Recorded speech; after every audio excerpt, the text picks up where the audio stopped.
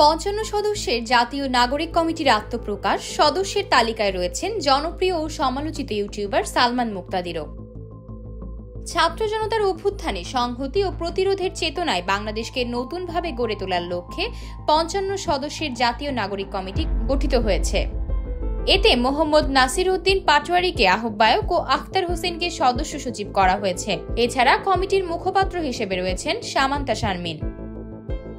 রোববার সংবাদ মাধ্যমে পাঠানো এক বিজ্ঞপ্তিতে এ তথ্য জানান নবগঠিত জাতীয় নাগরিক কমিটির মুখপাত্র সামান্তা শারমিন। কমিটির সদস্য তালিকায় রয়েছেন জনপ্রিয় ও সমালোচিত ইউটিউবার সালমান মুক্তাদিরও। বৈষম্য বিরোধী ছাত্র আন্দোলনের সময় সালমান মুক্তাদিরের সরব উপস্থিতি লক্ষ্য করা যায়।